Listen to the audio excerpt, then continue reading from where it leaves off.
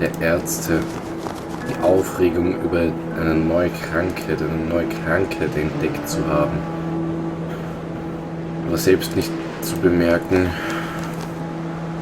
mit ihrer Aufregung, wie toll und wie faszinierend das ist, eigentlich den Angehörigen noch mehr Schaden zugefügt zu haben.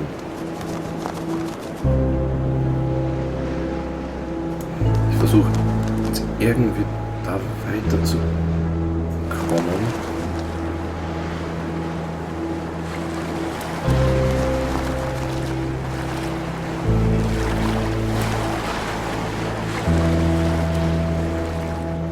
I won't let myself hold anything back this time. I would rather feel disappointed and let God heal my heart than to feel like I did not push myself as far as I possibly could in faith for my son.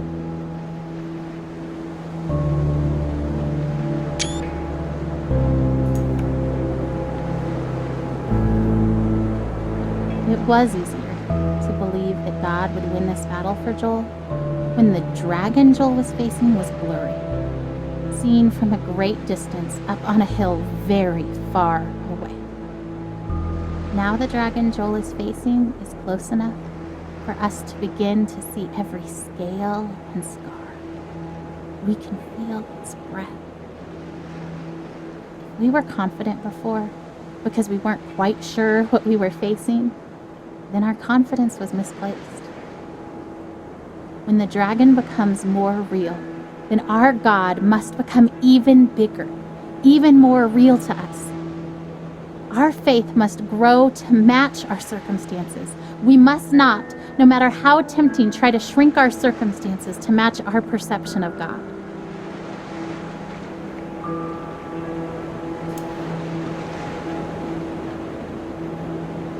I remember the day I was diagnosed. I remember the hallucinations from the high fever of 5-year-old's nightmares. I remember my mother silently weeping in the doctor's office. I remember friends and family gathered around my hospital bed in prayer.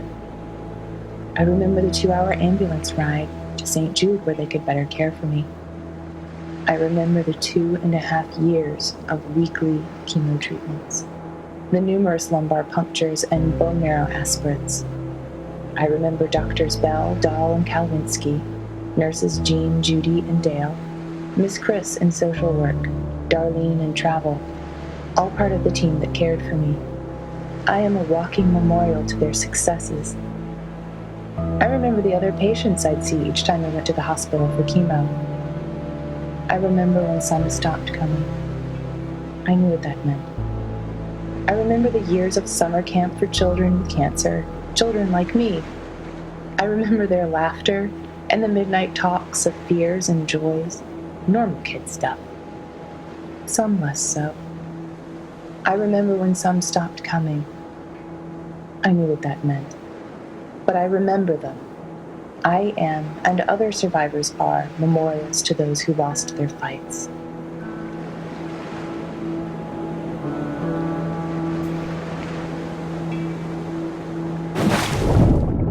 Whoa, okay. Oh, her expectation is so maddening sometimes. You know what she wrote on the eve of Joel's first surgery? The one back in January when we first found the tumor? I seriously feel like a kid on Christmas Eve. I'm pleading for God to spare his life, and I'm tempted to despair because self-inspection leads me to conclude I shouldn't expect much of anything. And yet my wife is expecting a surprise party from the Lord, replete with presents and supernatural miracles. I envy her.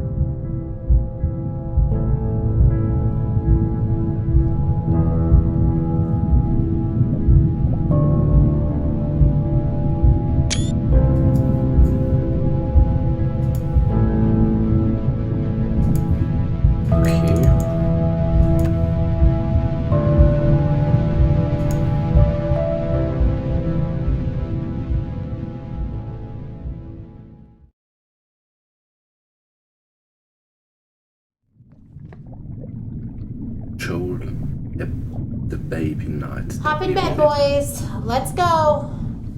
Boys, get in bed. Oh, can you at least tell us a story?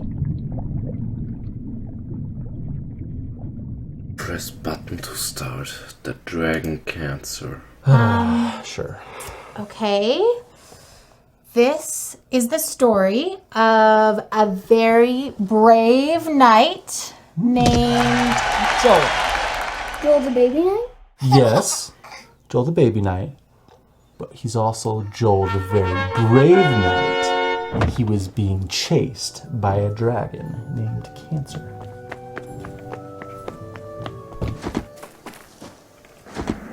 Because of his tumor? Okay. Where does the dragon live? In a forest. Is the dragon big? Very big. Does the dragon breathe fire? So much fire, you guys.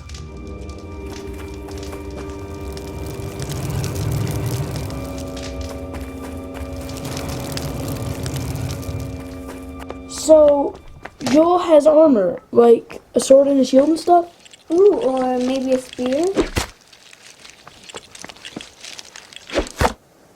Yeah, that sounds good. So brave Sir Joel with his sword and his shield and his awesome spear and his super jumping ability was being chased by a dragon named Cancer.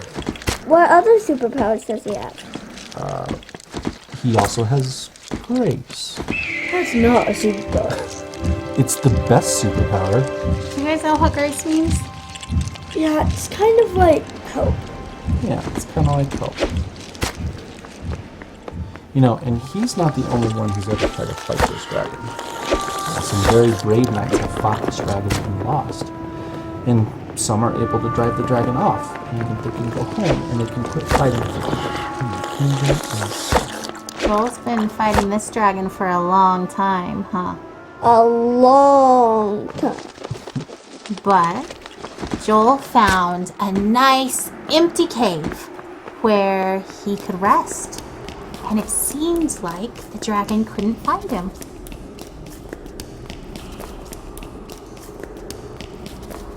But just when he thought that the danger was past, the dragon found his hiding spot and came after him in the cave.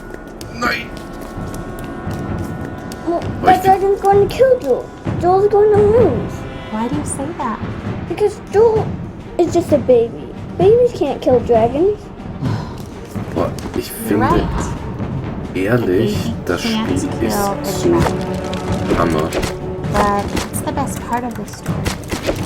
God fights for Joel. So he fights that dragon cancer right with Joel. And we know that God can win even if Joel can't. That's grace.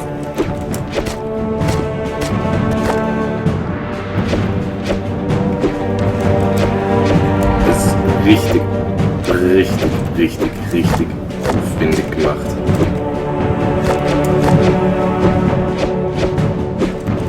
Komm schon.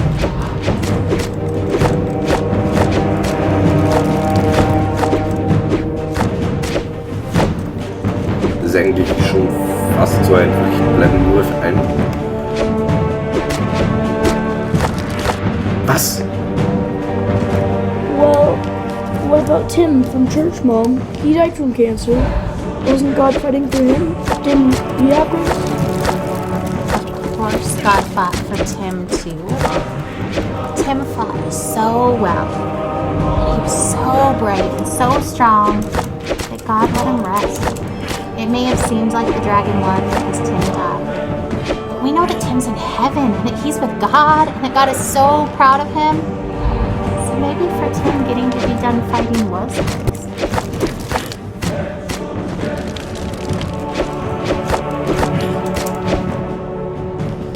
Wow, das ist echt schwer.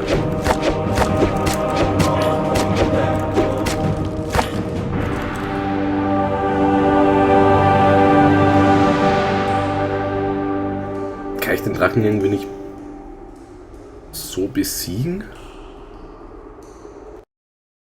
Loading. Drowning. Okay, mehr trinken.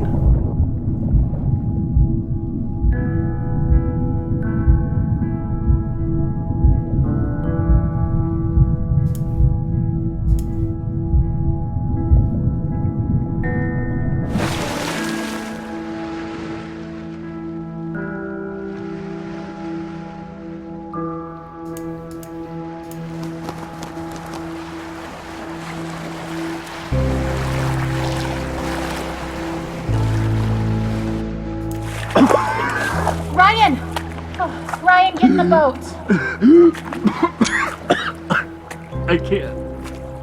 You have to, you'll drown. We're already drowning. How can you sit there like that? Despair doesn't help anything. Neither does false hope. And I'm not despairing. How can you say false hope? You're drowning! Well, you're missing your oars! And you don't even know where you're going! And yet you're so sure you're gonna get there! It's better than drowning. Well, enjoy floating on the surface like you always do. There's nothing deep about drowning. Just get in the boat. You have to let me feel this! Someone has to. That's not fair. I love him as much as you do. I just really believe we're going to be okay.